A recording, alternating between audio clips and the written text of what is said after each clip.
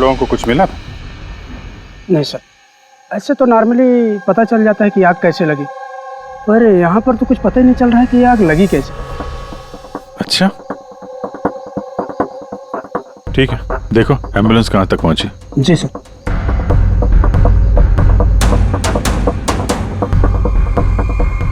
बहुत बुरी तरह से झुलस गया।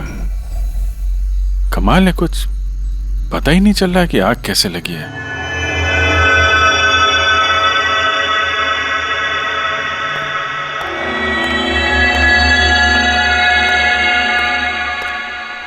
कैसे हुआ ये सब? सब कुछ तो बिल्कुल ठीक था, पता नहीं ये आग कहाँ से लग गई। इतने सारे लोगों की बद्दुआएं तो लगेंगी ना। क्या कहा तुमने? पता चला था सर कि दिलीप साहब किसी कोर्ट के केस में फंसे हुए थे। काफी बड़ा चक्कर था, लेकिन अभी कुछ दिन पहले छूट भी गए थे। काफी लोग नाराज भी थे इस बात से। कहीं इसी चक्कर में किसी ने दिलीप को मार तो नहीं दिया? नहीं, कोर्ट ने बरी कर दिया था मेरे पति को, उन्होंने कुछ भी नहीं किया। क्या केस क्या था? 9 साल पहले जीजू के थिएटर में आग लग गई थी, जिसके कारण कुछ लोगों की मौत हो गई थी और सारा इल्जाम जीजू पर आ गया था। ऐसे कैसे हवा में आग लग सकती है? जरूर किसी की प्लानिंग है। किसी पे शक है आप लोगों को? कौन कर सकता है? कोई भी कर सकता है, अनीता भी कर सकती है।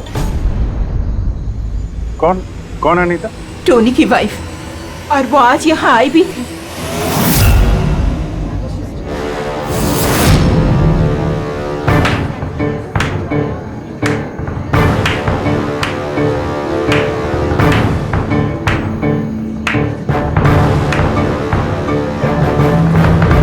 Anita,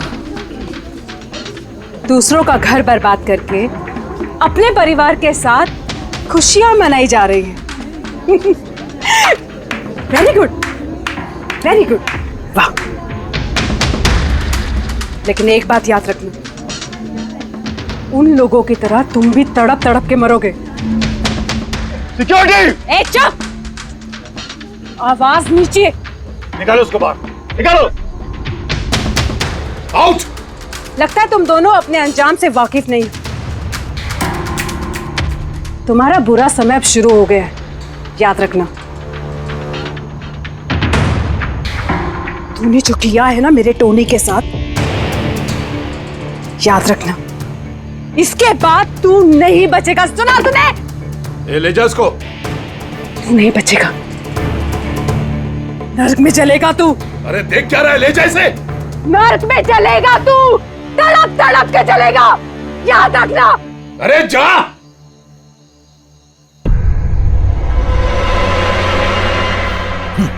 let's enjoy Rohan. अरे भूल जाओ।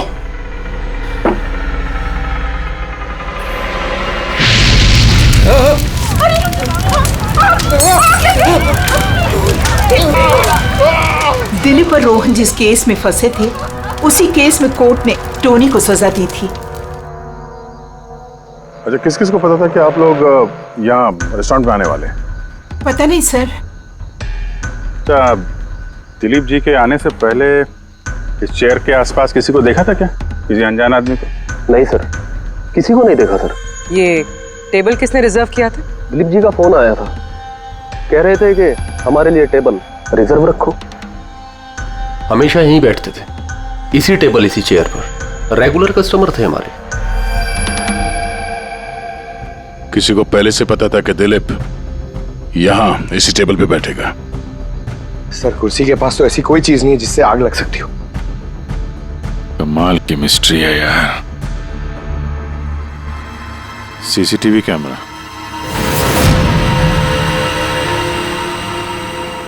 इसकी फुटेज से पता चलेगा क्या हुआ था यहाँ पे। ओह माय गॉड, ये सब कैसे हो गया? कौन कर सकता है ये सब? उसी ने जिसने दिलीप का खून किया, सबूत मिटाने के लिए। तो ऐसे कैसे कोई मॉनिटर रूम में घुसा है? सिक्योरिटी कहाँ है तुम्हारी? सर, इस रूम में सिक्योरिटी की जरूरत ही नहीं है, इससे पहले कभी ऐसा हुआ ही नहीं है। सर, सर मुझे नहीं लगता उसके पास टाइम होगा सीसीटीवी फुटेज डिलीट करने का। सर, उसने बस तोड़फोड़ कर दी है। अगर हम किसी एक्सपर्ट को बुलाते हैं सर तो वो शायद हार्ड डिस्क से रिकवर कर पाए सर।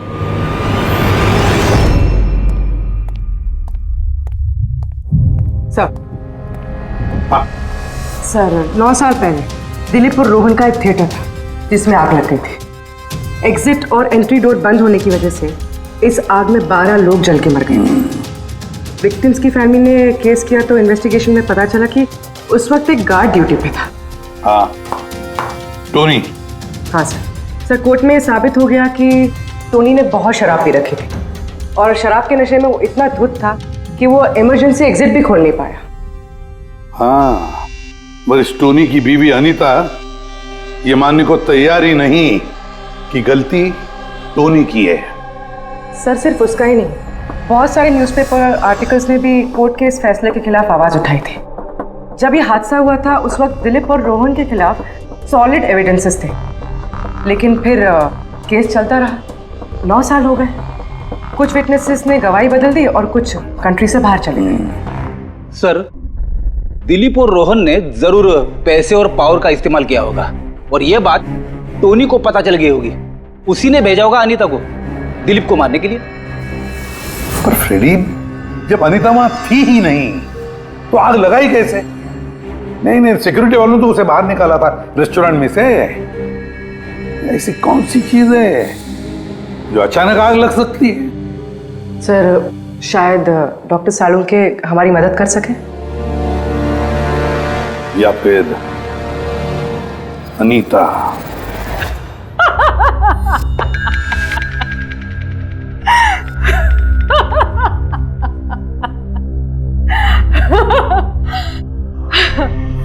किस बात पे इतना हैरान है? मेरी हंसी पे क्या दिलीप की मौत पे? दिलीप की मौत पे तुम इतना खुश क्यों हो रही हो? अब मैं खुश नहीं होंगी तो और कौन होगा? कल रात रेस्टोरेंट से निकलने के बाद तुम कहाँ गई थी? जेल, अपने पति से मिलने। वार्डन के पास सारे रिकॉर्ड हैं, आप चाहें तो चेक कर सकते हैं। वो तो हम करेंगे, और ये भी कि आखिर तुमने वो आग लगाई कैसे? कोई काला जादू किया तुमने? दिलीप को अचानक आग कैसे लग गई? काला जादू आता तो जरूर करती, पर मैं बहुत खुश हूं। ये दिलीप भी उसी तरह तड़प तड़प के मरा है जिस तरह 9 साल पहले वो बेकसूर लोग मरे थे, जिसकी सजा मेरा पति टोनी भुगत रहा है। तुम ये कैसे कह सकती हो कि टोनी की गलती नहीं थी? तुम तो वहां थी नहीं। मैं वहां नहीं थी, लेकिन टोनी यहाँ था। उस दिन उसकी तबीयत खराब थी। उसने अपने मालिकों से, रोहन और दिलीप से कहा वो जल्दी घर आ गया आग लगने से पहले। गलती उन दोनों की थी। अरे पुराना दरवाजा ठीक ही नहीं करवाया, जिसके कारण वहां आग में वो लोग झुलस के रह गए। मेरे पति की गलती नहीं थी, उन दोनों की थी। तो बहुत गुस्सा आया होगा ना तुम्हें? दोनों को मारने का भी मन किया होगा? 12 लोग मरे हैं वहां। मुझसे कहीं ज्यादा गुस्सा उन लोगों के परिवार वालों को आया होगा, पर वो बहुत खुश होंगे अब दिलीप की मौत की खबर सुनके। बहुत खुश होंगे। वो लोग और भी खुश हो जाएंगे जब रोहन चल के मरेगा।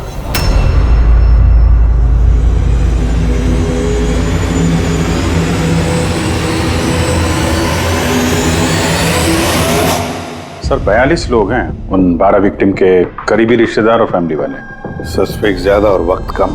सर सबसे पहले इन 42 लोगों में से उन लोगों के नाम हटा देते हैं जो कल दिलीप की मौत के वक्त शहर में नहीं थे। सर 9 साल हो गए इस बात को। शायद कितने लोग देश भी छोड़कर चले गए होंगे, और कुछ लोगों की मौत भी हो गई होगी। फिर भी पता तो लगाना ही पड़ेगा। देखो कितने लोग शहर में थे जब दिलीप की मौत हुई।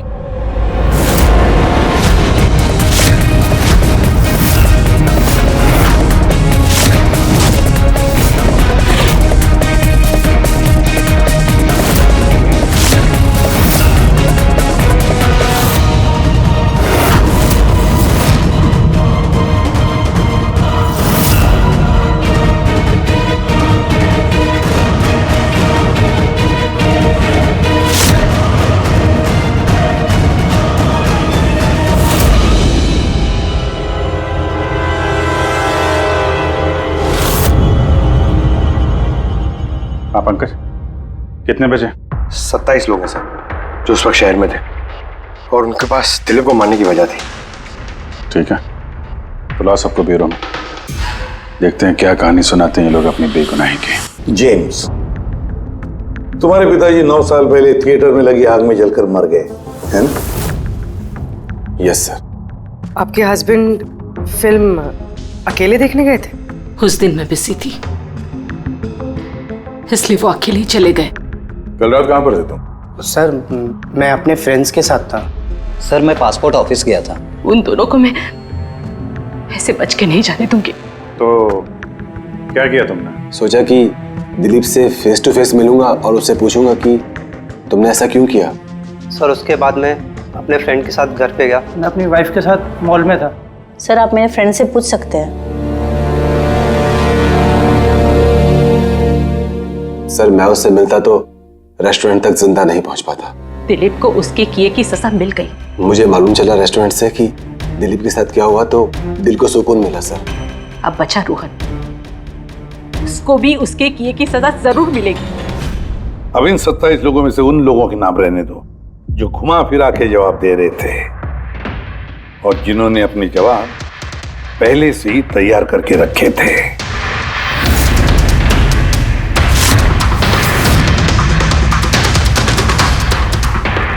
सर अब 15 बजे।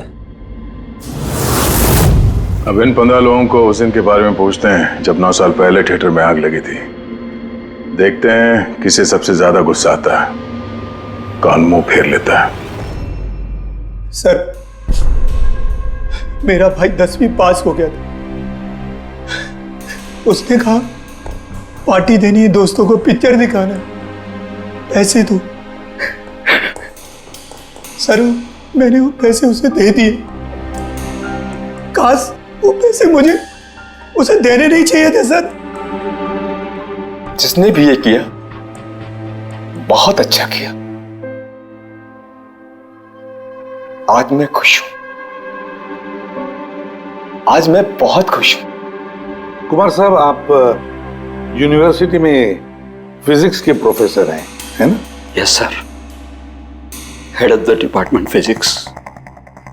लेकिन मेरे खुद के बेटे को पढ़ाई में कोई इंटरेस्ट नहीं था। बहुत डांटता था मैं उसे, लेकिन अनिकेत के ऊपर कभी कोई फर्क नहीं पड़ा।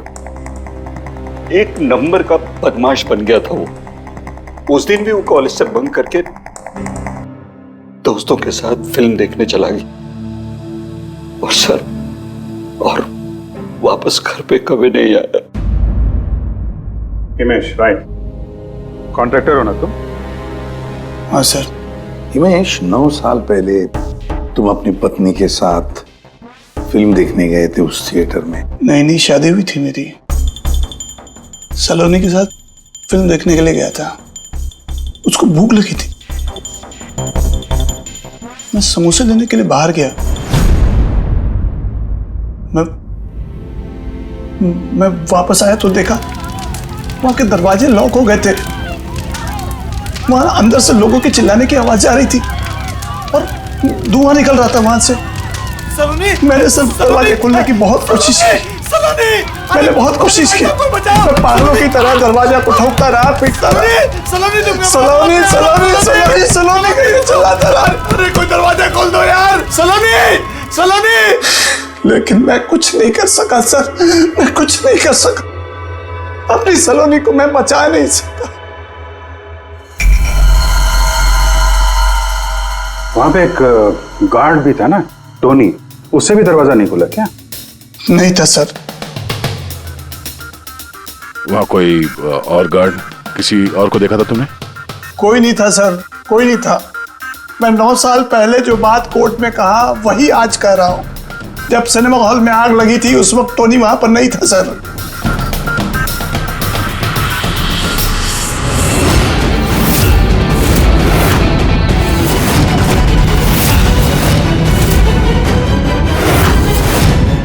सर ये है हमारे फाइनल 15 सस्पेक्ट जो दिलीप को मार सकते हैं। सो कॉप्स कह रहे थे कि फायरमैन को भी पता नहीं चला कि आग का एग्जैक्टली सोर्स क्या था। उन लोगों को तो जनरली ढूंढ कर पता चल जाता है कि वहां पर ऐसी कौन सी चीज थी जो तुरंत आग पकड़ती है, लेकिन उन्हें पता नहीं चला। उन्हें पता नहीं चला। उन्हें इसलिए पता नहीं चला क्योंकि उस चीज की न तो कोई खुशबू थी न कोई रंग था। Exactly sir. मतलब अगर लिक्विड होता ना तो इस दिलीप को पता चलता जब वो चेयर पे बैठता, उसे फील होता। और अगर पाउडर होता तो हमें टेस्टिंग में पता चल जाता। इसका मतलब ये तो गैस, जिसका मतलब ये गैस है। गैस? तो इसीलिए उस फायरमैन को पता नहीं चला कि किस चीज से आग लगी है। इनफ्लेमेबल गैस बॉस, जिसे सिर्फ एक स्पार्क की जरूरत होती है आग पकड़ने के लिए। अच्छा, मुझे एक बात समझ में नहीं आ रही है। दिलीप इस कुर्सी पर बैठा था तो गैस कुर्सी पर आई कहां से? कुर्सी से ही। क्या? कुर्सी से? वो ऐसे बॉस, जिस चेयर पे ये दिलीप बैठा था उसके नीचे की तरफ किसी ने ज्वलनशील गैस का स्प्रे किया हुआ था। मरते वक्त दिलीप के कांटेक्ट में दो चीजें थी। एक तो ये चेयर जिस पे वो बैठा था और एक वाइन का ग्लास जो उसने हाथ में पकड़ा हुआ था। हमने ये दोनों चीजें चेक की तो इस चेयर के ऊपर से हमें इनफ्लेमेबल गैस के कुछ ट्रेसेस मिले। बॉस, हमारे आसपास वातावरण में स्वतः ज्वलनशील पदार्थ होते हैं जो कभी कभी स्पॉन्टेनियसली जल जाते हैं, जैसे कि मार्श गैस एक नेचुरल बायोगैस है और ज्वलनशील गैस इसका मेन कंपोनेंट है। मतलब इनफ्लेमेबल गैस कभी भी हवा में ऐसे ही जल जाती है? नहीं फ्रेडी, अपने आप नहीं। जब वातावरण में बहुत ज्यादा गर्मी पैदा हो जाती है और वो वातावरण की ऑक्सीजन के साथ मिल जाती है तो एक सुपर हाई टेम्परेचर का निर्माण होता है, जिसकी वजह से ये आग लगती है। लेकिन सालून साहब, वहां तो ऐसे कोई हाई टेम्परेचर वाली चीज थी नहीं। एग्जैक्टली, ऐसा कोई डायरेक्ट सोर्स नहीं था जिससे गर्मी पैदा हो सके बॉस। इसीलिए मुझे लगता है खूनी ने कोई एक्स्ट्रा डिवाइस का इस्तेमाल किया है ये अचानक इतना ज्यादा टेम्परेचर बढ़ाने के लिए। और ये कुर्सी तो तैयार बैठी थी, इसे तो सिर्फ एक स्पार्क की जरूरत थी। पर सर, ऐसे कोई हीट कैसे पैदा कर सकता है? हाँ, कर सकते हैं ना पूरी। जैसे उदाहरण के तौर पर मैग्नीफाइंग ग्लास। मैग्नीफाइंग ग्लास पर सूरज की किरणों को खास तरीके से फोकस करके हम बचपन में कागज जलाया करते थे।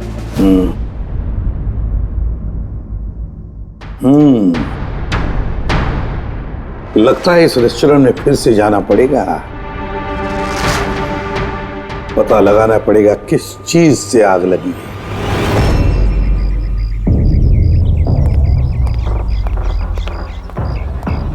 पूरा एरिया छान मार लिया सर, लेकिन ऐसी वो चीज ही नहीं मिली जिससे आग लग सकती है।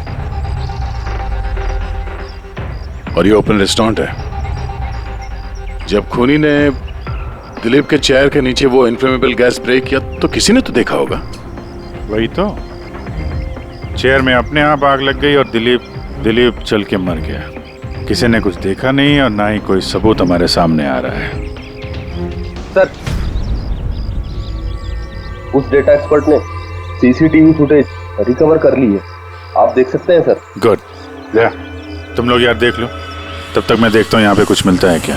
सर, दिलीप और उसकी फैमिली के आने के 15 मिनट के पहले की फुटेज है ये।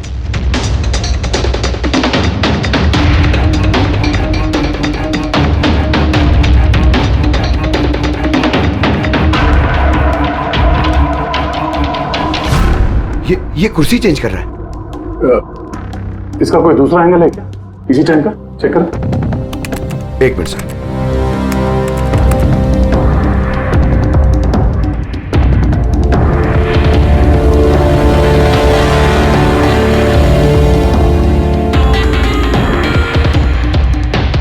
ये कुर्सी के साथ क्या कर रहा है? गैस स्प्रे कर रहा है क्या? हाँ, उसने अपने चेयर पे गैस स्प्रे किया और उसने अपनी कुर्सी को उस कुर्सी से बदल दी जिस पे दिलीप बैठने वाला था।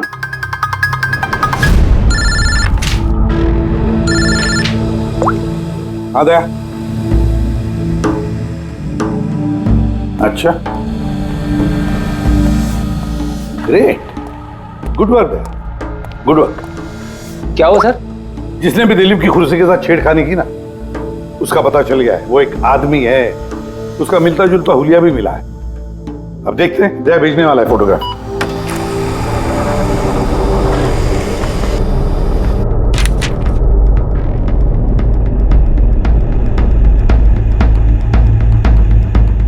खूनी इन बचे लोगों में से ही कोई एक है, इन्हीं में से एक।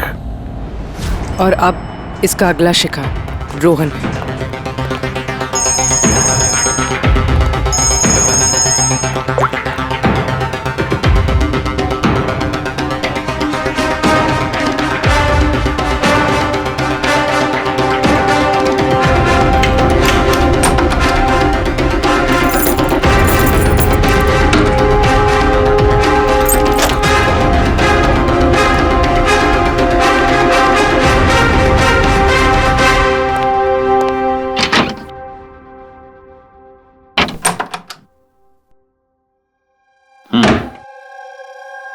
मुझे लगता है कोई मेरी और दिलीप की रिहाई से खुश नहीं है। मेरी जान को खतरा है यहाँ पर। I will talk to you later, bye. Sir everything is okay. All right, तुम यहीं पर रहना और किसी को भी अंदर मत आने देना। Be alert, okay? Okay sir.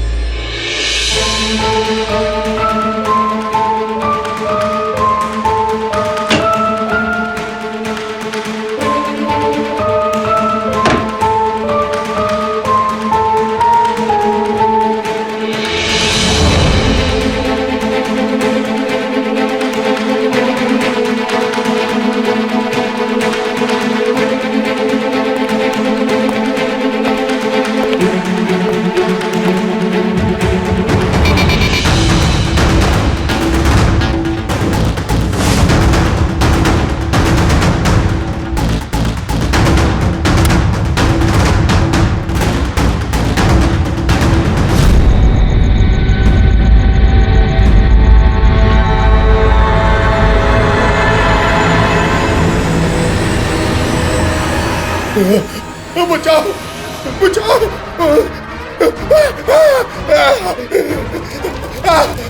बचाओ, पानी पानी, बचाओ बचाओ, कोई है? बचाओ,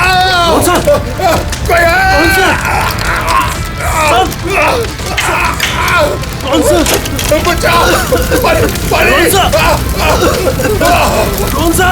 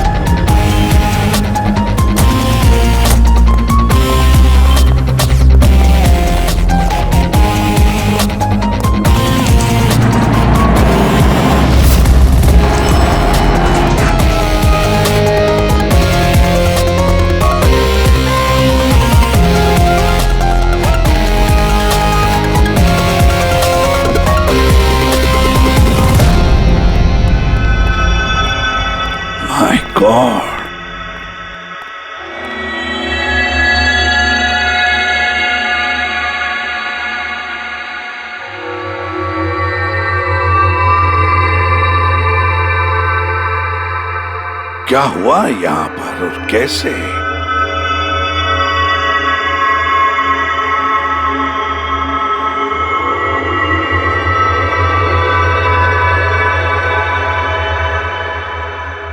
यहाँ पर भी और किसी किस्म की कोई स्मेल नहीं, सिवाय इस जली हुई लाश की बदबू के। यानी ये मर्डर भी इन्फ्लेमेबल गैस से हुआ है? शायद। ये सब हुआ कैसे? हाँ? सर मैं रोहन सर का बॉडीगार्ड हूं सर। अच्छा, तो फिर ये आप लोग कहां थे जब ये सब हुआ? सर रोहन सर ने मुझे बाहर निगरानी के लिए कहा था, तो थोड़ी देर के बाद सर उनके चिल्लाने की आवाज आई तो मैं उनके कमरे की तरफ भागा, लेकिन सर दरवाजे के चारों तरफ से धुआं देखा तो मैं दूसरी चाबी से दरवाजा खोल के अंदर गया तो देखा कि सर रोहन सर जले पड़े थे। आप लोगों को भी कुछ पता नहीं है। कमाल है, कमरे के अंदर कोई लीड नहीं मिला, शॉर्ट सर्किट नहीं हुआ है, ये पर्दा अंदर से बंद है, ये विंडोज परमानेंटली क्लोज्ड है, कोई बाहर से अंदर भी नहीं आ सकता। अब बाहर से अंदर कोई व्यू भी नहीं है, कोई देख नहीं सकता, तो फिर आदमी मरा कैसे? इससे लगी है आग बॉस।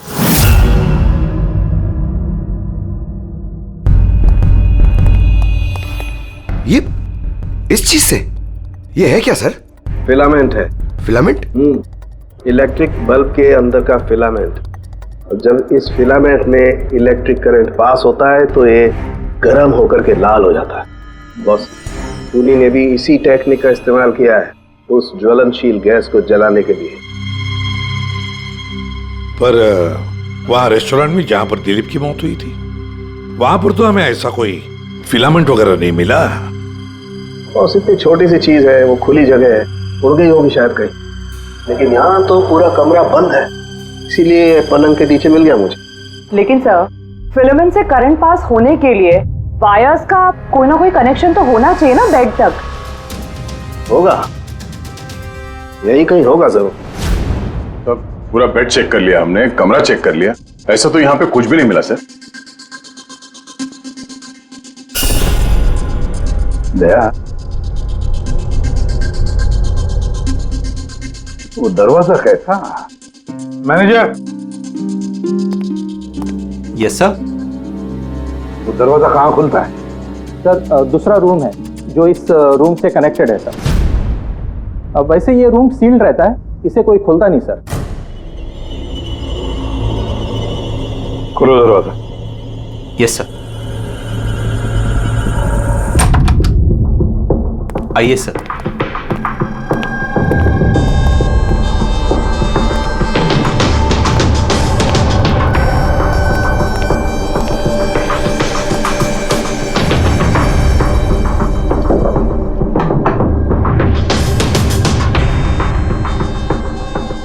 मैनेजर साहब, किसका कमरा है ये? कौन रहता है इस कमरे में? गेस्ट है कोई सर, डिटेल्स चेक करनी पड़ेगी। मंगाओ। Okay sir.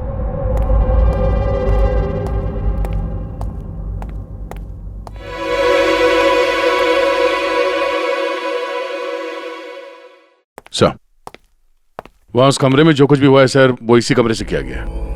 लेकिन अगर करंट इस रूम से पास किया गया है तो यहाँ से उस बेड तक कोई ना कोई वायर तो होनी चाहिए ना। और अगर वायर अगर होती तो बॉस रोहन को दिखाई भी देनी चाहिए। हाँ, शायद उसके बॉडीगार्ड ने भी देखा हो। बुलाओ उसके बॉडीगार्ड को। आप आया।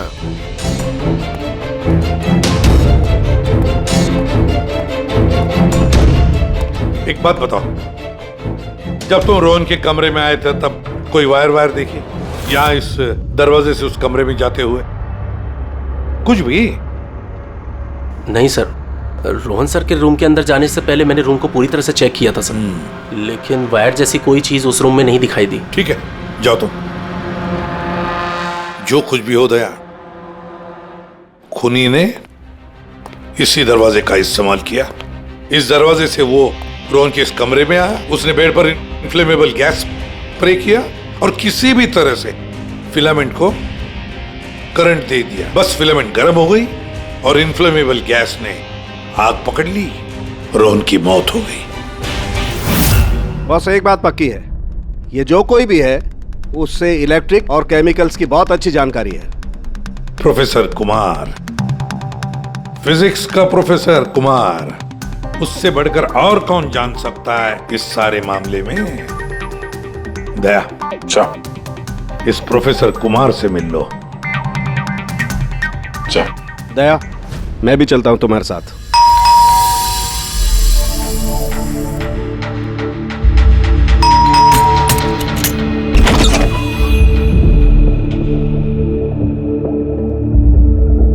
प्रोफेसर कुमार है घर पे?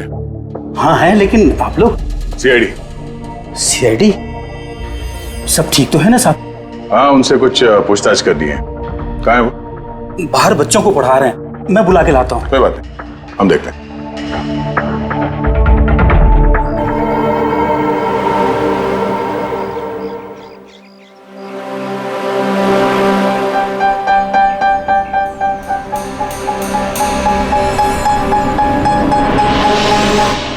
मिस्टर कुमार, हमें आपसे कुछ पूछताछ करनी है। पूछिए, क्या पूछना है? इसे पहचानते हैं आप? ये तो फिलामेंट है। गुड, सही पहचाना आपने। आपको पता ही है फिलामेंट हमें कहाँ से मिला? ये तो आप ही को पता होगा कहाँ से मिला आपको। रोहन के बेड के नीचे से। कल रात उसी बेड पे रोहन जल के मर गया। व्हाट? रोहन की भी डेथ हो गई? कल रात आप कहाँ पर थे? रात 9 से लेकर सुबह 3 बजे तक। आप मुझ पर शक कर रहे हैं? ये हमारे सवाल का जवाब नहीं हुआ मिस्टर कुमार। कल मैं पूरा दिन और पूरी रात घर पे ही था। कोई गवाह? जी हाँ, मेरा नौकर रामू और विकास। Please come here.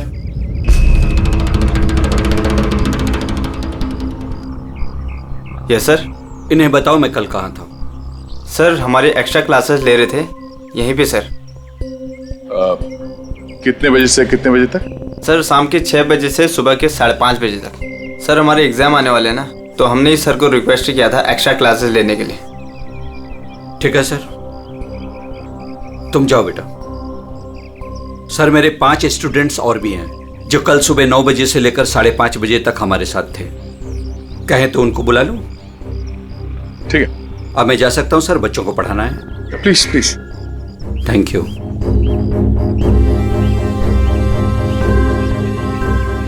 हाँ, तो बच्चों में ये कह रहा था कि बिना सोल्डरिंग वायर के भी हम मदरबोर्ड फिक्स कर सकते हैं with the help of adhesive conductor.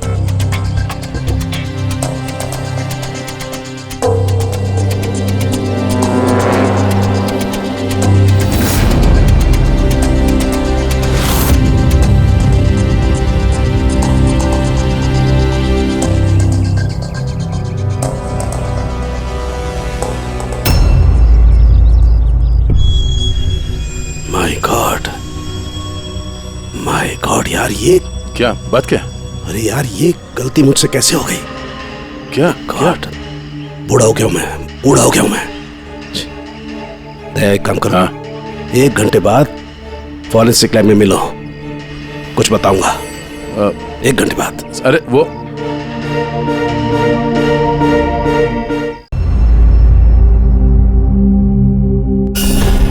लो बस, एक काम करो, इस स्विच से इन बल्ब्स को जलाओ। इस स्विच से? इस स्विच से? हाँ हाँ, इस स्विच से। यार ना कोई कनेक्शन है, कुछ है, कैसे जलेंगे ये? तुम सवाल मत किया करो, कभी कभी मेरी बात भी मान लिया करो यार। कभी कभी। ये ले। क्या सर, ये तो कुछ हुआ भी नहीं। होगा होगा।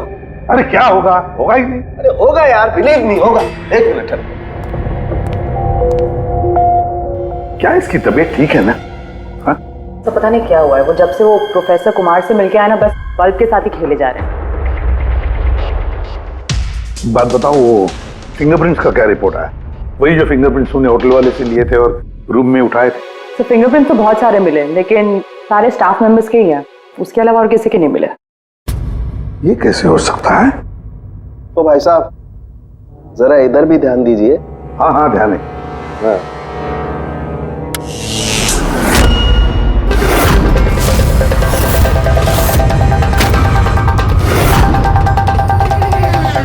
अरे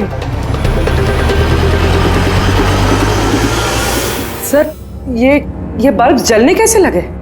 क्या बात है सालुंके साहब, बिना वायर के सारे बल्ब जला दिए। लेकिन सालुंके साहब, ये सब आपने किया कैसे? ठीक वैसे ही हुआ ये फ्रेडी, जैसे कि खूनी ने किया था उस दिलीप की कुर्सी पे और रोहन के बेड पे। जादूगर सालुंखे, जरा साफ साफ बताइए, आपने ये किया कैसे? करंट क्या हवा में से आया? हवा में से नहीं आया बॉस, करंट आया है इलेक्ट्रिक पेंट के जरिए। Electric paint? हाँ, इलेक्ट्रिक पेंट। दरअसल बिजली के जो तार होते हैं वो मेटल के होते हैं, और metal is a good conductor of electricity, इसीलिए करंट उनमें से पास होकर के जाता है। ठीक इसी तरीके से कुछ पेंट भी होते हैं जिन्हें हम इलेक्ट्रिक पेंट कहते हैं, और ये भी गुड कंडक्टर ऑफ इलेक्ट्रिसिटी होते हैं। इनमें से भी इलेक्ट्रिसिटी पास हो सकती है, और कमाल की बात यह है कि ये किसी भी कलर में मिल सकते हैं, जो आसानी से किसी भी बैकग्राउंड में मर्ज भी हो सकते हैं। ओह, इसीलिए हमें होटल रूम में और रेस्टोरेंट में कुछ दिखा नहीं सर। Exactly that. खूनी ने दरअसल होटल के कमरे का और रेस्टोरेंट के फ्लोर का दोनों का कलर इस कलर के साथ मैच किया, इसीलिए हमें दिखाई नहीं दिया। तो ये इलेक्ट्रिक करंट, आई मीन ये जो इलेक्ट्रिक पेंट है, ये आसानी से मिल जाता है? हाँ, मिल जाते हैं। दरअसल इलेक्ट्रिक सोल्डरिंग और रिपेयरिंग के काम में आते हैं, और इनकी सबसे बड़ी खासियत यह है कि ये आमतौर पर नंगी आंखों से दिखाई नहीं देते, सिर्फ इंफ्रारेड लाइट में ही ये दिखाई देते हैं। मैं दिखाता हूँ।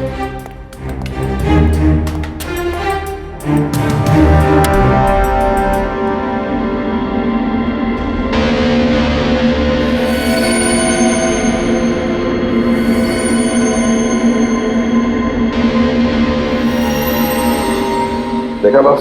हाँ, खूनी ने भी ऐसे ही इस इलेक्ट्रिक पेंट का इस्तेमाल किया और ये सर्किट बनाया।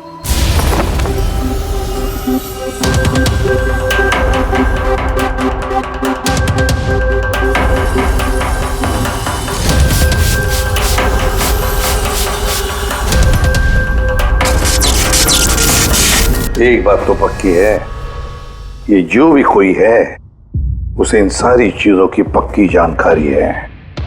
मगर सर, इनमें से खूनी कौन है? इस प्रोफेसर से तो मिल लिए सर, ये तो नहीं है। ये बंसी? बंसी तो एक क्लर्क है, और मुझे नहीं लगता कि एक क्लर्क को साइंस की इतनी जानकारी होगी। सर, इनमें से सबसे ज्यादा पढ़े लिखे तो ये प्रोफेसर ही लग रहे हैं। कोई ऐसा जो प्रोफेसर जितना इंटेलिजेंट तो नहीं है, लेकिन इसे इन सब चीजों की जानकारी है।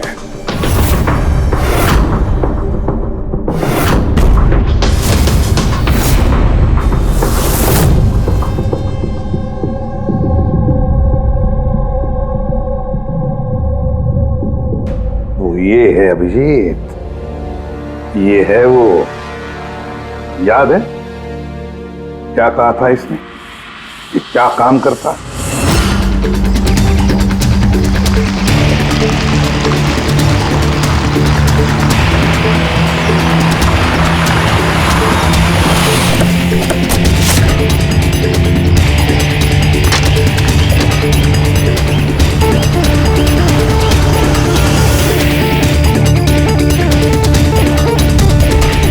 चले ससुराल।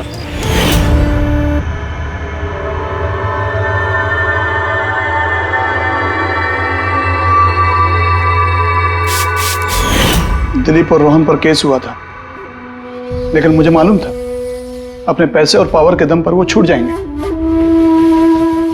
लेकिन उनके पास पैसा था तो मेरे पास दिमाग। कई महीनों तक उनका पीछा किया, वो कहां जाते हैं, क्या करते हैं, किससे मिलते हैं, सब कुछ। आखिर मैंने दोनों को मारने की तरकीब ढूंढ ही निकाली, इलेक्ट्रिक पेंट्स और सर्किट्स के जरिए। ये दोनों के बारे में मुझे अच्छी खासी जानकारी थी। बस दे दी दोनों को सजा, दोनों को मार दिया जिंदा जलाकर, जैसे उन्होंने मेरी सलोनी को मारा था। हिमेश, तुम्हारी पत्नी के साथ जो कुछ भी हुआ उसका हम सबको अफसोस है, लेकिन दिलीप और रोहन को मारकर तुम्हें क्या मिला? क्या तुम्हारी पत्नी वापस आ गई? बदले की आग में तुमने दो लोगों की जानें ली। कानून तुम्हें कभी माफ नहीं करेगा, तुम्हें कड़ी से कड़ी सजा होगी।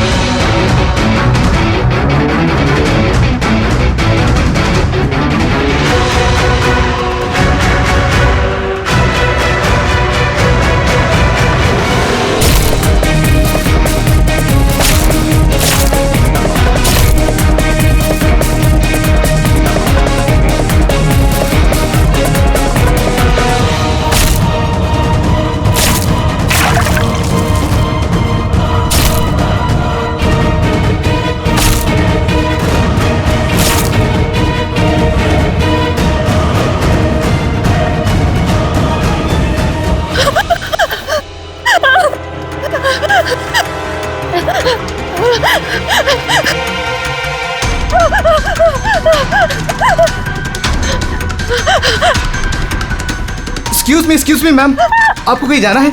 मैं आपके लिए दूसरी टैक्सी मंगवा देता हूँ, ये किसी और गेस्ट के लिए है। नहीं, मेरा जाना बहुत अर्जेंट है, अंदर किसी का खून हुआ। क्या खून? मैम सुनिए ma'am, excuse me ma'am, ma'am. Excuse me, तुमने मेरी वाइफ को देखा नहीं? सर एक मैडम अभी भी यहाँ आई थी, वो टैक्सी लेके अभी यहाँ से निकल गई है। कहाँ चली गई? मुझे नहीं पता, आई डोंट नो, पर कुछ अजीब सा बिहेव कर रही थी। क्या कह रही थी? सर वो बोल रही थी अंदर किसी का खून हो गया है। सर किसका खून हो गया सर? लिसन टू मी,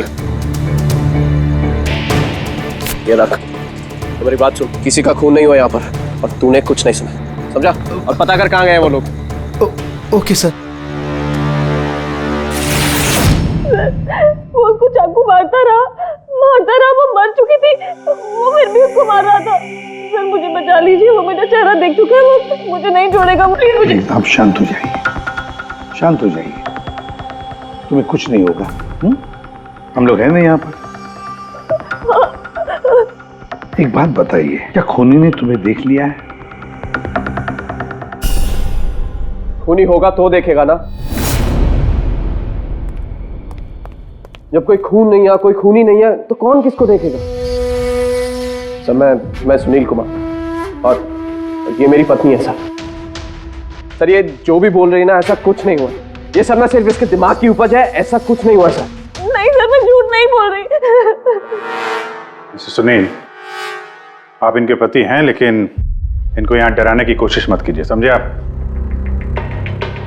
और हम ये कैसे मान ले कि ये जो कह रही है वो सच नहीं है और जो तुम बोल रहे हो वो सही है? सर वो इसलिए क्योंकि ये बीमार है, इसको स्लीप पैरालिसिस है सर। स्लीप पैरालिसिस यानी नींद का लकवा? नींद का लकवा? ये क्या है? नींद में कुछ देर के लिए आदमी की बॉडी पूरी तरह जड़ हो जाती है, सुन्न हो जाती है। ऐसे में तरह तरह का भ्रम होना, और पेशेंट को ये सब सच लगता है, लेकिन वो चाह कर भी रिएक्ट नहीं कर पाता क्योंकि उसकी बॉडी उस समय पूरी तरह पैरालाइज्ड होती है। इसे स्लीप पैरालिसिस कहते हैं, नींद का लकवा। Is it okay? Exactly sir, हमारी शादी को 6 साल हो गए, और इन 6 सालों के दौरान हर दूसरी तीसरी रात को इसको ये अटैक आता है सर, और इस बार भी यही हुआ है, और कुछ नहीं हुआ सर। हाँ सर, मानती हूँ मुझे ये बीमारी है। जब भी मेरा माइग्रेन का दर्द बढ़ जाता है तो मुझे चक्कर आने लगते हैं और आंखों के सामने सब कुछ धुंधला दिखाई देता है, लेकिन सर ऐसे मैं सोने की कोशिश करती हूँ बस।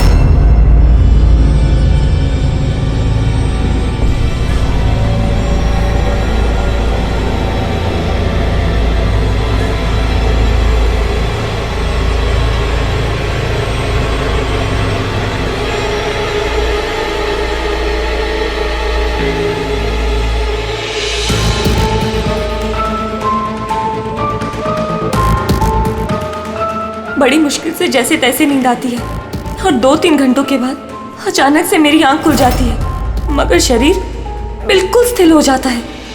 चाहकर भी मैं हिल-डुल नहीं पाती, पूरे शरीर को जैसे लकवा मार गया हो। कुछ साफ नहीं दिखाई देता और सीने पर एक भारीपन सा लगता है, मगर मैं चाहकर भी चीख नहीं पाती, आवाज ही नहीं निकलती मेरी। और फिर 15-20 मिनट के बाद अजीब अजीब सी चीजें दिखाई देती है। वो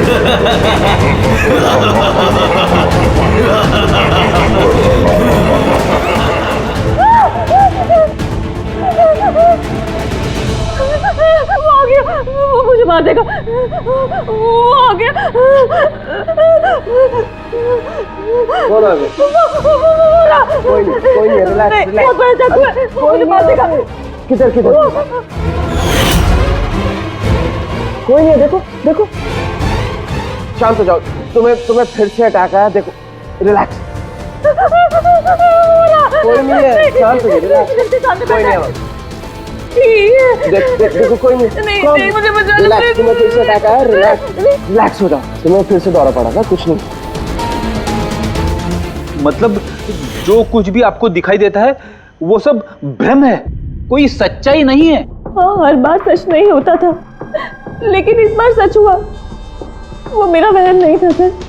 मुझे उस लड़की का चेहरा इतना साफ याद है कि मैं उसे कभी भी पहचान सकती हूँ। मुझे कोई शैतान या दानव नहीं दिखाई दिया सर, जैसे हर बार होता था। मैं सच बोल रही हूँ, मैंने वहाँ पर खून होते हुए देखा था। मैं बिल्कुल झूठ नहीं बोल रही, हाँ खून हुआ था। खून खून खून, बस कुछ नहीं हुआ वहाँ पर। सुनील जी चुप रहिए, आप चुप रहिए। खून हुआ है क्या नहीं ये हम पता लगाएंगे। आप दोनों सिर्फ सिलसिलेवार बताओ क्या हुआ था उस रात को, शुरुआत से। सर हम दोनों यहाँ मेरे कजन अभय की शादी अटेंड करने के लिए आए। कल रात अभय और मिताली मतलब उसकी होने वाली वाइफ के लिए कॉकटेल पार्टी थी। अब है मेरी बात ध्यान से सुनो। मिताली की जितने भी प्रॉपर्टीज और बैंक बैलेंस है तेरे शुरू होने से पहले 60% तुम्हारे नाम ट्रांसफर हो जाने चाहिए। इस लड़की पर तुम्हारे प्यार का जो भूत सवार है ना उसे यूज करो बेटा। वेल मिताली, एक बात कहूँ, अभी भी वक्त है, सोच ले। ये अभय तेरे लायक नहीं है। तुम्हें इससे बेटर लड़के मिल सकते हैं। तुम्हें नहीं पता, इसके चर्चे तो पूरे शहर को मालूम है। मैं तुम्हारी शादी इससे इसलिए करा रहा हूँ ताकि तुम्हारी डूबती हुई नैया पार लग जाए। You got it? So be focused, please. पता है मुझे क्या करना है। मुझे भी उस साइको से शादी करने का कोई शौक नहीं है। कर रहा हूँ क्योंकि सिर्फ एक ही रास्ता है, इसलिए मुझे मत समझाइए कि क्या करना है। I know what to do. ठीक है? हाय।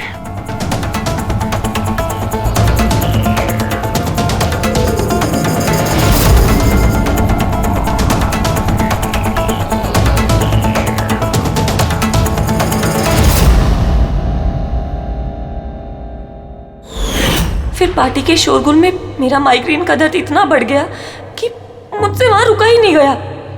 राइमा, क्या हुआ? क्या हुआ? वो माइग्रेन शुरू हो गया। मेरी तबीयत बहुत खराब हो रही है, मैं थोड़ी देर रूम में जाके रेस्ट करती हूँ।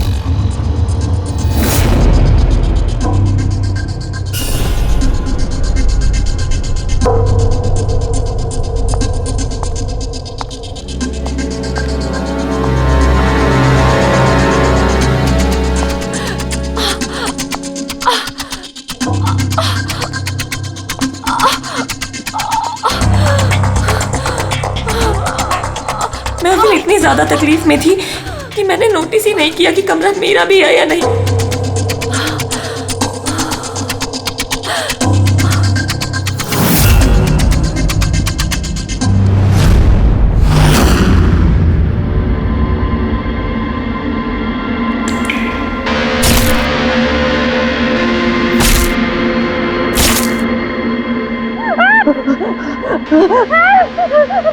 कोई 45 मिनट के बाद जब मेरा दौरा शांत हुआ तो मैं उठी। मैंने अपने इधर उधर देखा तो वहाँ पर कोई खून ही नहीं था, ना ही कोई लाश थी, ना ही कोई खून के धब्बे थे।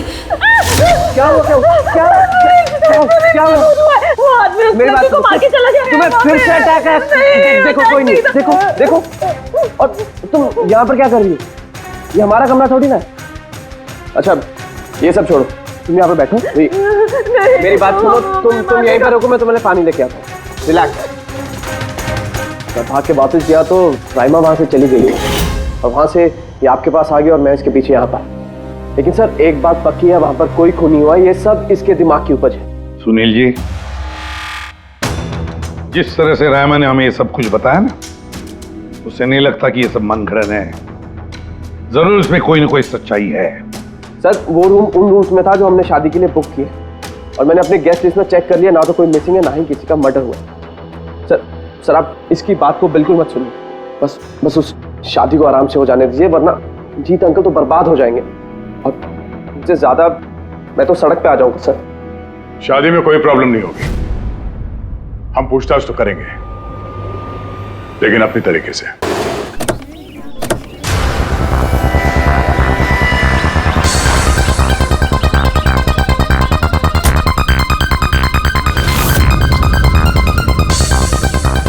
Welcome sir. Welcome ma'am. ये रिसेप्शन डेस्क किस सर तरफ है? आप सीधा जाइए, then take a right turn. Thank you so much. जी हाँ, वो बिजनेस ट्रिप पे आया हूँ। ओके सर, यहाँ साइन कीजिए सर। बस थोड़ा रूम का व्यू अच्छा होना चाहिए। Sure sir, enjoy your day. Thank you. Welcome sir, welcome ma'am, how can I help you? हाँ वो हम लोग अभय के वेडिंग के लिए आए थे, तो चेक इन करना था रूम में। ओके सर, आप अपनी डिटेल्स दे दीजिए, मैं आपको रूम की देती हूँ। Oh sure. बेबी तुमने इन्हें बताया नहीं? हाँ? हमें रूम 103 चाहिए।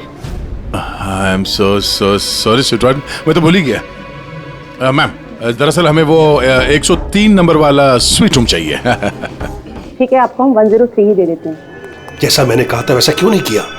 लेकिन अब क्या करेंगे, कैसे छिपाएंगे? छुपाना तो पड़ेगा ही। आओ मैं तुम्हें बताता हूँ कैसे, आ जाओ।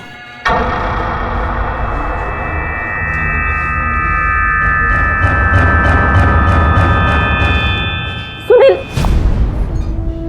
सब कुछ इसी के कारण हुआ। किसी को पता चल गया ना तो पता नहीं क्या होगा। कहाँ थे तुम? चलो मुझे कुछ बात करनी है, आओ।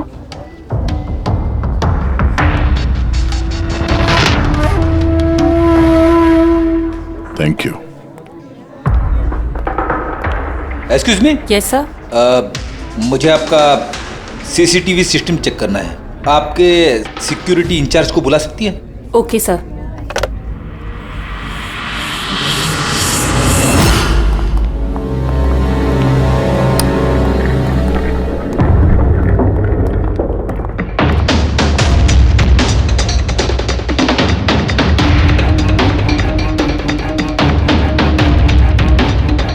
ठीक है, थैंक यू।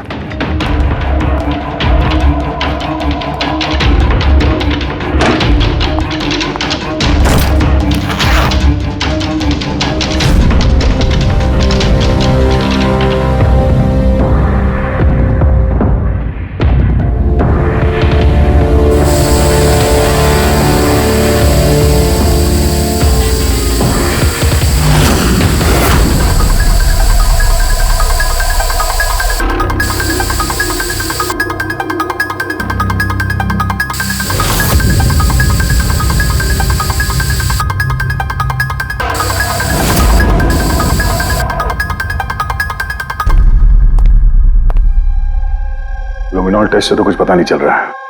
ऐसा लगता तो नहीं है कि यहाँ कोई खून हुआ है। सर, खूनी ने बहुत अच्छे से सफाई की है। ऐसे कैसे हो सकता है? सर, जिस तरह रायमा ने बताया है, कत्ल के वक्त यहाँ पर खून ही खून होना चाहिए। और कितनी भी अच्छे से सफाई की जाए, इस केमिकल से तो खून के धब्बे सामने आ ही जाते हैं। पर यहाँ तो कोई निशान है ही नहीं। कोई निशान नहीं है। सर, या तो रायमा को सचमुच में भ्रम हुआ है, या फिर कातिल ने खून की एक भी बूंद कहीं पर गिरने नहीं दी है।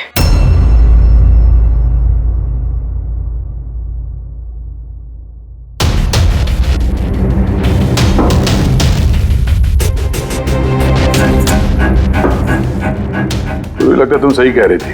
कातिल ने खून की एक भी बूंद गिरने नहीं दी। ये देखो, खून की एक भी बूंद जमीन पे या दीवार पे कहीं भी नहीं गिरी है, क्योंकि कातिल ने पूरे कमरे को प्लास्टिक के शीट से कवर कर दिया था। सर, मतलब रायमा ये सब कुछ प्लास्टिक के उस तरफ से देख रही थी, इसलिए उसे सब कुछ धुंधला धुंधला नजर आ रहा था। हाँ, ये प्लास्टिक शीट्स जहाँ पे जुड़ते हैं, शायद एक गैप रह गया होगा, और उसी गैप में से इस लड़की की शक्ल दिख गई होगी उसे। न लाश मिली है, न फिंगरप्रिंट्स, और ना ही कोई खून। लगता है इस केस में हमें फॉरेंसिक से कोई मदद मिलने वाली नहीं है। ये पता लगाना आसान नहीं है कि खून किसका हुआ है, किया किसने, और वो लाश गई तो गई कहाँ? अरे नहीं, वो प्रॉब्लम तो दूर हो गई। एक्चुअली अपना सॉफ्टवेयर करप्ट हो गया था, इसलिए जितनी भी रिकॉर्डिंग हुई थी सब डिलीट हो गई। परसों भी जो रिकॉर्ड किया गया था, परसों से लेकर आज तक का जो रिकॉर्ड है, सारे डिलीट है। डिलीट हो गया। पिछले 24 घंटे का सारा फुटेज उड़ गया है। खून होने का टाइम रायमा जी ने जो बोला, तब से लेके 24 घंटे तक होटल के अंदर क्या क्या हुआ, इसका कुछ पता नहीं है। कमाल है, पहले कमरे को प्लास्टिक से ढक दिया, अब ये सीसीटीवी फुटेज। बस शातिर अपराधी है। एक मिनट, तुमने कहा होटल के अंदर का कुछ पता नहीं, और बाहर का? होटल के बाहर सीसीटीवी फुटेज होगा ना? है ना sir, main gate, garden, parking lawn और होटल के पीछे।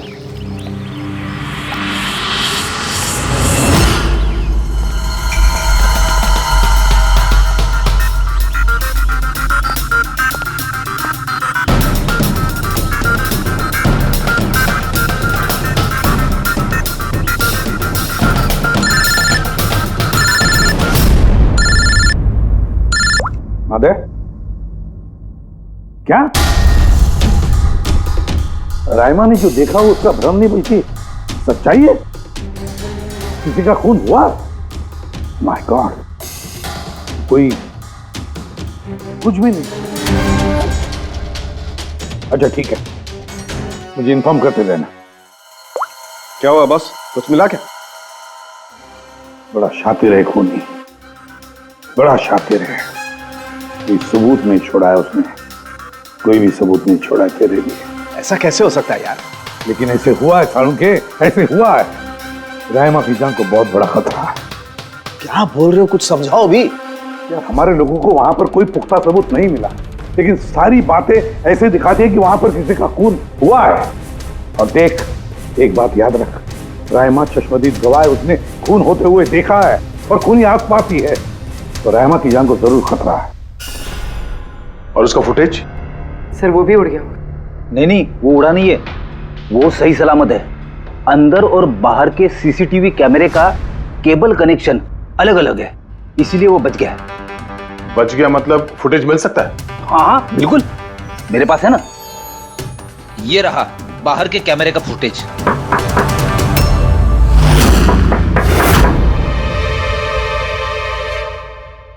सर, अगर खूनी ने उस पर उस वक्त हमला किया है जब स्लीप पैरालिसिस का दौरा पड़ रहा है, फिर तो वो उंगली भी नहीं हिला पाई होगी। और अगर वो अपनी उंगली हिला पाई तो? कैसे डॉक्टर तारिका? पैरालिसिस तो पूरी बॉडी को हो जाती है। देखो, स्लीप पैरालिसिस को छोड़ दो, नॉर्मली भी जब हम सोते हैं, गहरी नींद में होते हैं, हमें सपने आते हैं, उस वक्त भी हमारी मांसपेशियां सेमी पैरालिटिक स्टेट यानी शिथिलता की अवस्था में होती है। ये सबके साथ होता है। लेकिन बॉस, ऐसे में भी हमारे पेट की, छाती की और गले की मांसपेशियां सबसे ज्यादा शिथिल होती हैं। स्लीप पैरालिसिस में भी ऐसा ही होता है। और ऐसे में जिस व्यक्ति को स्लीप पैरालिसिस की बीमारी है, अगर वो अपने हाथों की उंगलियों पर कंसंट्रेट करे, इन उंगलियों पर ध्यान केंद्रित करे और इन्हें हिलाने की कोशिश करे, मुट्ठी को बंद करे और खोले, तो ये पैरालिसिस स्लीप को भी तोड़ा जा सकता है। यार मान ले सालुंके कि रायमा ने अपनी स्लीप पैरालिसिस तोड़ दी, लेकिन वो तोड़ने में उसे जितना भी वक्त लग रहा, उतने वक्त में अगर उस पर हमला हो गया तो ऐसी कोई चीज चाहिए सालुंके, ऐसी कोई बात जिससे वो दूसरों को बता सके कि उस पर हमला हो रहा है, वो कह सके कि मुझे बचाओ, मुझे बचाओ। है, ऐसी चीज भी है। एक रुक तारिका। बॉस, ये है अलार्म। रायमा जब अपनी उंगलियों की प्रैक्टिस कर रही होगी अपनी स्लीप पैरालिसिस को तोड़ने के लिए, और जब वो इसको तोड़ लेगी अपने निश्चित समय से भी पहले, तो उसे करना सिर्फ ये है कि इस अलार्म को दबाना है, और ये अलार्म बजने लगेगा। और ये अलार्म दया, पूर्वी और अभिजीत तीनों के मोबाइल फोन से कनेक्टेड है, पता चल जाएगा। और वो लोग उसके पास पहुंच जाएंगे और खूनी को पकड़ लेंगे। सर, के अलार्म से खतरा टल सकता है, पर खत्म नहीं होता। खतरा तो तब खत्म होगा जब हम खूनी तक पहले पहुंचेंगे। हम खूनी तक पहले पहुंचेंगे। अब ये अभय का रूम नहीं है? अभय?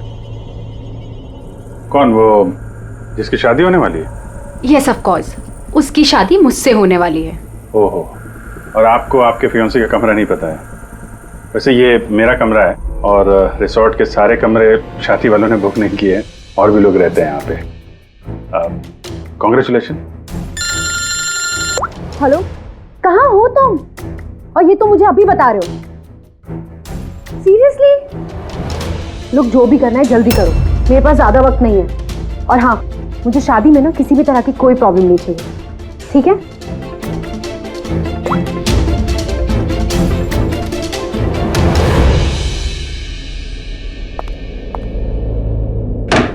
मिताली, जिसकी शादी होने वाली है, वैसे ये वाकई अभय का कमरा इसको मालूम नहीं होगा क्या? कहीं इसको हम पे शक तो नहीं हो गया?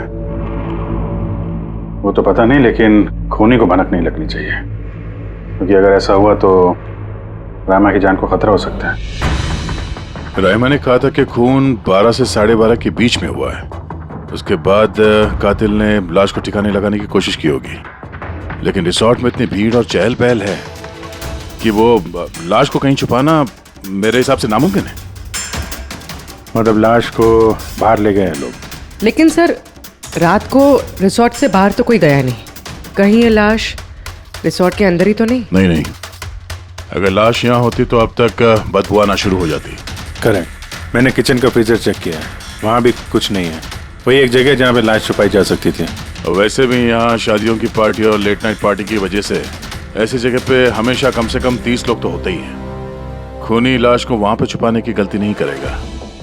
सर, कहीं खूनी ने 2 तारीख को लाश के साथ चेकआउट तो नहीं कर लिया? मिस्टर पारितोष, आपके कहने पे मैं ऑलरेडी 3 बार रिकॉर्ड्स चेक कर चुकी हूँ। कोई मिसलीला थी ही नहीं। आपको जरूर कोई गलतफहमी हुई है, वो जरूर कहीं और रुकी होंगी। अब प्लीज कहीं और जाकर चेक कीजिए। मैडम, मैं चेक कर सकता होता तो मैं आपसे रिक्वेस्ट क्यों करता? लीना मेरी दोस्त है और उसका नंबर खो गया मुझसे, मैं क्या करूँ? देखिए मैम, मेरा उससे बात करना बहुत जरूरी है। आप समझ रही है ना? सर, आप समझ नहीं रहे हैं। किसी एक की डिटेल दूसरे को देना हमारे नियम के खिलाफ है। फिर भी मैं आपकी मदद कर देती, लेकिन मेरे पास उनकी डिटेल्स है ही नहीं सर। अरे ऐसे कैसे नहीं है? डिटेल्स आप रखते हैं ना। कोई कमरा लेने आएगा तो आप उसकी डिटेल्स नहीं रखते हैं? लेते हैं सर, बिल्कुल लेते हैं। तो फिर? लेकिन वो यहाँ रुकी होती तो ना। 1 मिनट, आपको तसल्ली नहीं हो रही है, प्लीज आप खुद से चेक कर लीजिए। अच्छा ठीक है। कहीं रीमा ने मुझसे झूठ तो नहीं बोला? मैं देख लेता। मैम आप एक काम करेंगी, आप हाउस कीपिंग से किसी को बुला के लाइए। मेरा रूम इतना गंदा है, सुबह से मैं कितनी बार कॉल कर चुका हूँ, कोई आने को तैयार नहीं है। ऐसे कैसे हो सकता है? ओके। नहीं फोन पे, अरे फोन तो मैं 50 बार कर चुका हूँ। आप प्लीज किसी को भेजिए ना प्लीज। ठीक है सर, मैं बुला के लाती हूँ। Thank you ma'am.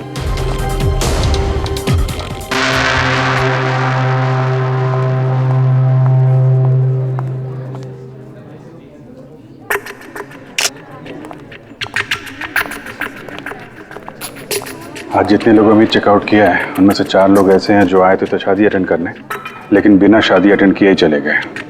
शादी बिना अटेंड किए ही चले गए? बड़ी अजीब बात है। ये मिस्टर वलेना, मिस्टर दक्ष, मिसेस मोटवानी और मिस सूजी। सर, मैं इन चारों के बारे में सब कुछ पता करती हूँ। अपूर्वी, रायमा को होटल के बाहर का सीसीटीवी फुटेज दिखाना, मेन गेट का, जहाँ से लोग आते जाते हैं। उसने कहा था ना हमसे कि वो उस लड़की को पहचान लेगी। सर,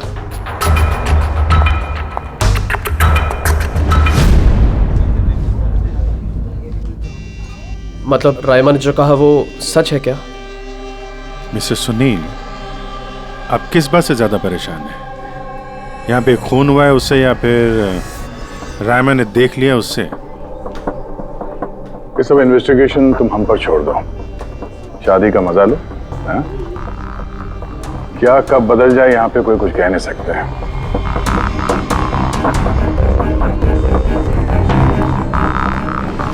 चल भाई चल, अगले फंक्शन के लिए कपड़े रेडी करना है, तेरी हेल्प चाहिए। वैसे लोग कौन थे? तेरे गेस्ट हैं? हाँ, मेरे गेस्ट ही हैं। चल चल चल।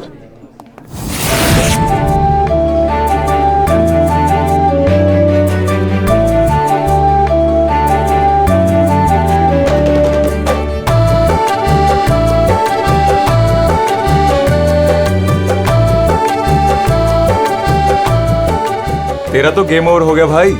जो तूने गर्लफ्रेंड्स की लाइन लगा रखी थी उसका क्या? अगर मिताली ने सुन लिया ना तो गेम सच में ओवर हो जाएगा। पर भाई मुझे एक बात बता, तू एक लड़की के साथ सारी जिंदगी कैसे बिताएगा? इसके सारे लफड़े हैं ना साइड में चालू हैं। पूछ इससे, कॉकटेल पार्टी में अचानक से कहाँ गायब हो गया था? अबे कहीं गायब नहीं हुआ, मिताली के सामने उठक बैठक लगा रहा होगा। वे शट अप। मैं डरता वरता नहीं हूँ उससे। You guys just wait and watch. Drink खत्म कर अपनी।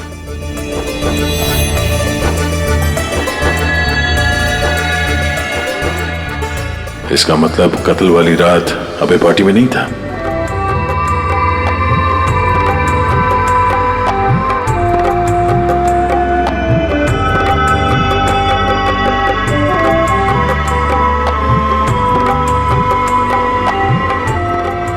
ऐसा क्या कहना चाहता था ये जो रंजित छुपाने की कोशिश कर रहा है?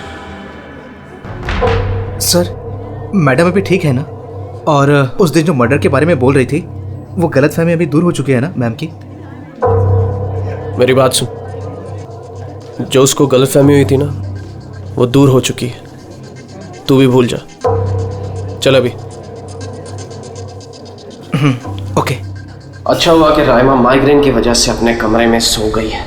मौका अच्छा है, अब कुछ ना कुछ तो करना पड़ेगा।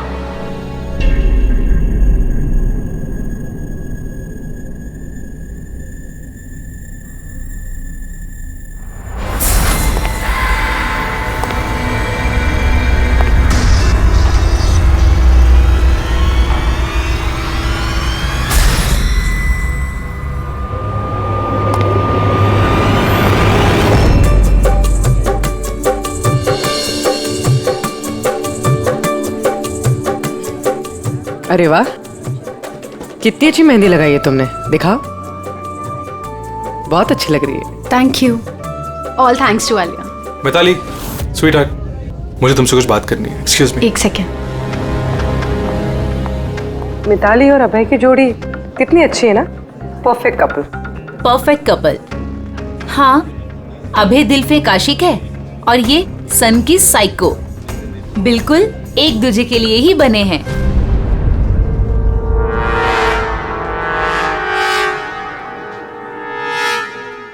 मिताली को अभय के बारे में ये पता है?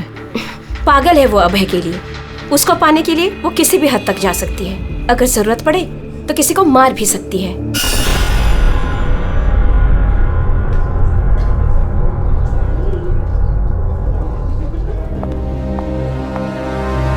हो गई बात?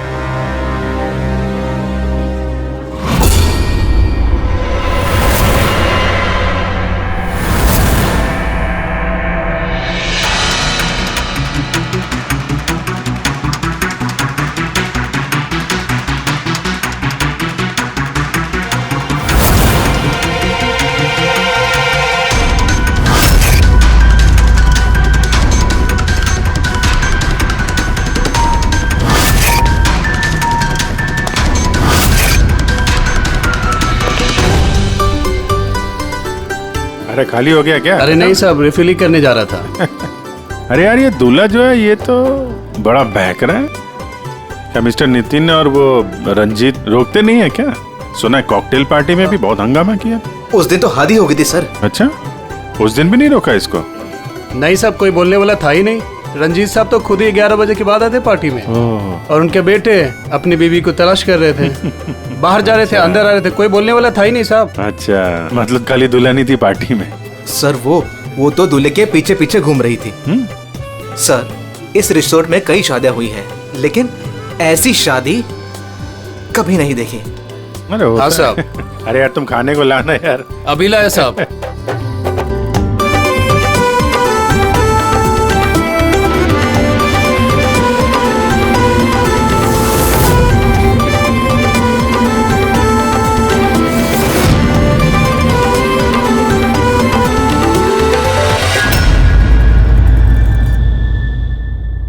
रहमा, ये देखो, ये तुम्हारी मदद के लिए अलार्म है।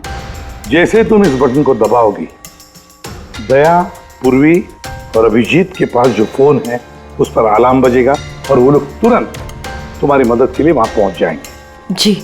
लेकिन जब तुम्हें स्लीप पैरालिसिस हो, अपने हाथों की और पैरों की उंगलियों को हिलाने की कोशिश करना, क्योंकि सबसे कम असर स्लीप पैरालिसिस का हमारे हाथों की और पैरों की उंगलियों पर होता है।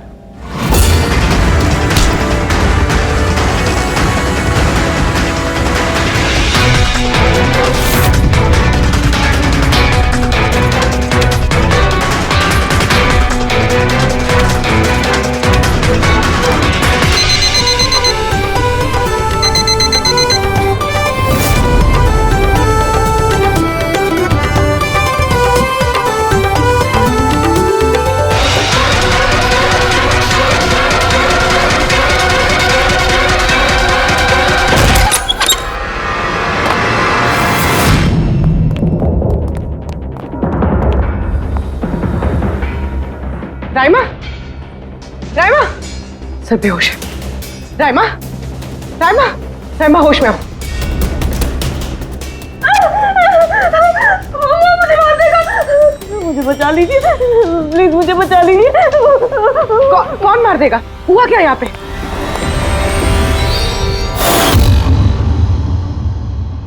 क्यों मिस्टर सुनील, क्या कहना है आप? अब तुम्हें इसकी बात पे विश्वास हो रहा है या अभी तुम्हें अपनी ताऊ जी की रेपुटेशन की फिक्र है? अब मैं क्या ही बोलूं सर, तसल्ली है कि ये जिंदा है। अच्छा, वैसे आप यहाँ आए कैसे? पार्टी तो नीचे चल रही थी, हाँ? और यहाँ पे क्या हुआ किसी ने नहीं सुना, तो फिर आप हमारे साथ साथ यहाँ कैसे आ गए? आप मुझ पे शक कर रहे हैं? मैं अपनी पत्नी को मारने की कोशिश क्यों करूंगा? शक तो हम सब पे करते हैं। फिलहाल अभी आप बाहर जाइए, हमें रायमा से कुछ जरूरी बात करनी है, प्लीज। सर आप लोग प्लीज मुझे बचा लीजिए। जब वो आदमी उसको खून कर रहा था तो मैंने उसे देख लिया था, मुझे नहीं छोड़ेगा, प्लीज आप कुछ कीजिए ना, वो दोबारा आएगा, वो मुझे मार देगा, प्लीज प्लीज कुछ कीजिए। देखो रायमा, घबराओ मत, हमारे यहाँ पे होते हुए कोई कुछ नहीं कर सकता तुम्हारा, ठीक है? लेकिन वो औरत जिसका खून होते हुए तुमने देखा, उसे हम लोग नहीं पहचानते, तुम उसे पहचानती हो, तो हम लोग एक फुटेज दिखाएंगे, जरा उस फुटेज में देख के उस लड़की को पहचानो प्लीज। जी। रेडी?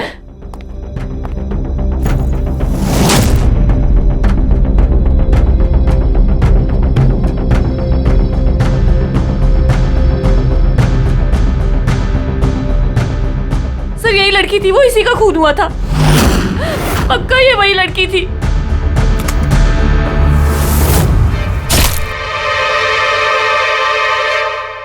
अगर ये यहाँ पे आई थी तो किसी ने तो देखा होगा उसे। वो मुझे मार देगा। अगर वो लड़की यहाँ पे आई थी तो किसी न किसी से तो मिली होगी ना। लगता है ब्यूरो जाने का वक्त आ गया है। वो 4 लोग जो शादी अटेंड करने आए थे और अटेंड किए बिना ही चले गए, जरा उनसे भी पूछताछ कर लेते हैं। सर मिस्टर वलेना, ये अभय का मैनेजर, ये जरूरी काम छोड़कर आया था शादी अटेंड करने के लिए, लेकिन बीच में ही वापस चले गए। एक तो इन्हें रिसोर्ट की कार ने एयरपोर्ट छोड़ा, दूसरा इनके पास एक छोटा सूटकेस था जिसमें 5.5 फीट की लाश तो नहीं आ सकती थी। दूसरा सर, ये मिसेस मोटवानी और ये मिस सूजी मिताली की लीगल टीम से हैं सर। इन्हें भी किसी ज़रूरी काम से शादी के बीच में जाना पड़ा। ये भी रिसोर्ट की कार में ही गई हैं। एक सूटकेस था और बाकी इनका अपना अपना बैग, और इसमें भी 5 फीट 6 इंच की लाश तो नहीं आ सकती। और ये लोग वापस शादी अटेंड करने आ भी रहे हैं सर। ये चौथे का दिखाना सर। ये है दक्ष, ये सुनील का PR मैनेजर है सर। 1 जून को आया था, 2 जून को गया अपनी कार से। 1 मिनट पंकज, जरा इस मिस्टर दक्ष का शादी में आने वाला फुटेज दिखा।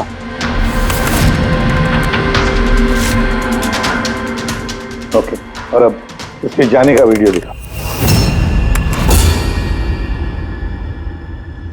मिस्टर दक्ष आए थे 1 सूटकेस के साथ और जा रहे हैं 2-2 सूटकेस के साथ। शादी से रिटर्न गिफ्ट लेके जा रहे हैं सर।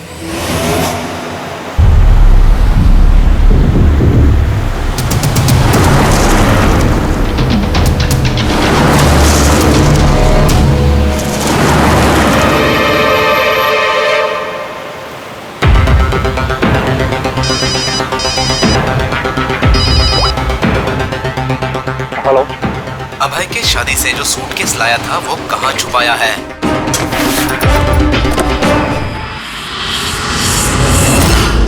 कौन बोल रहा है? और क्या बोल रहे हो तुम? कौन से सूटकेस?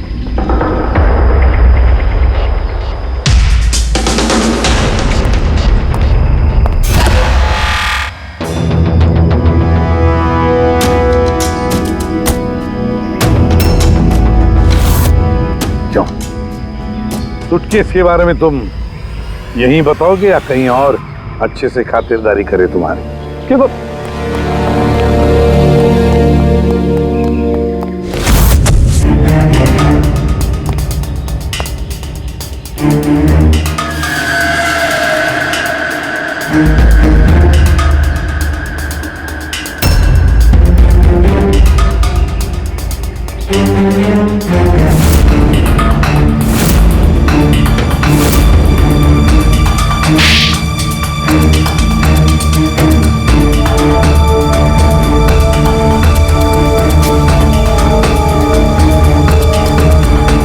याद आया? मेरे पास और कोई रास्ता नहीं था। मेरा घर और कंपनी दोनों उनके पास गिर गई। अगर मैं मना कर देता तो मैं बर्बाद हो जाता। खुद को बर्बादी से बचाने के लिए एक लड़की का खून कर दिया तुमने, हाँ? अब ये बताओ लड़की थी कौन? करिश्मा, अभय की गर्लफ्रेंड।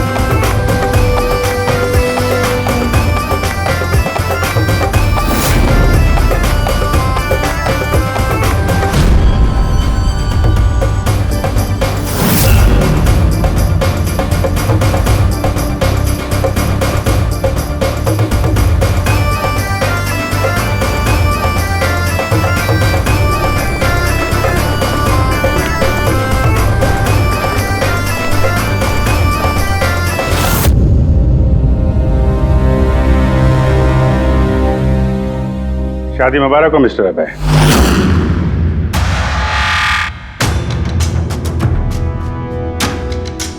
आपके लिए कुछ तोहफे लेकर आए हैं, ऐसे तोहफे जिनके बगैर ये शादी पूरी हो ही नहीं सकती। आपकी दोस्त करिश्मा ने आपके लिए कुछ तोहफे भेजे हैं।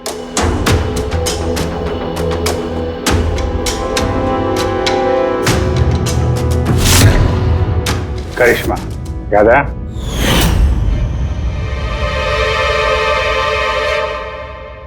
तोहफे देखना चाहेंगे? देखना नहीं चाहेंगे आप? हाँ, देखें।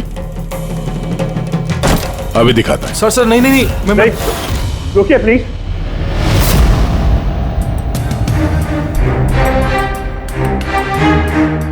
क्या हुआ मिस्टर रंजीत?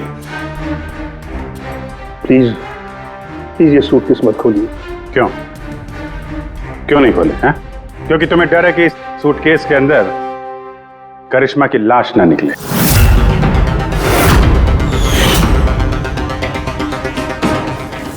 वही करिश्मा जिसे तुमने और दक्ष ने मिलकर मारा, फिर ऐसे ही सूटकेस में भर के उसके लाश के टुकड़े टुकड़े किए और बाहर ठिकाने लगा दिए।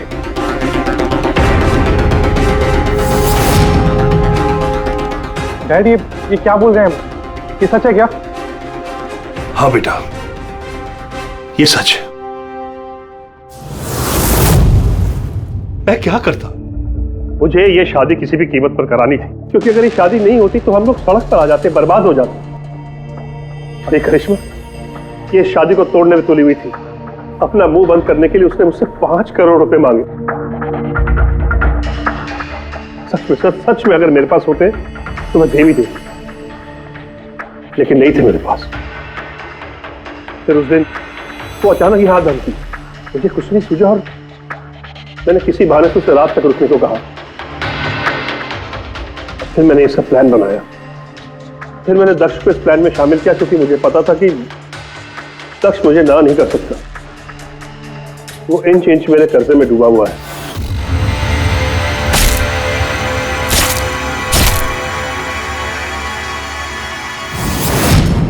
सब कुछ ठीक चल रहा था, सब कुछ हो गया था, तो पता नहीं अचानक ये कहां से आ गई।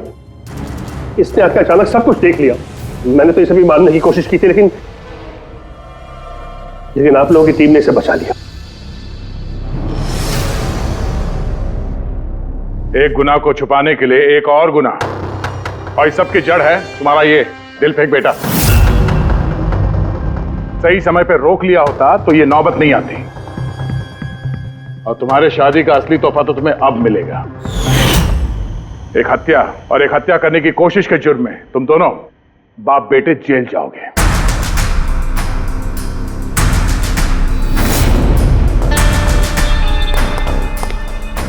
Thank you.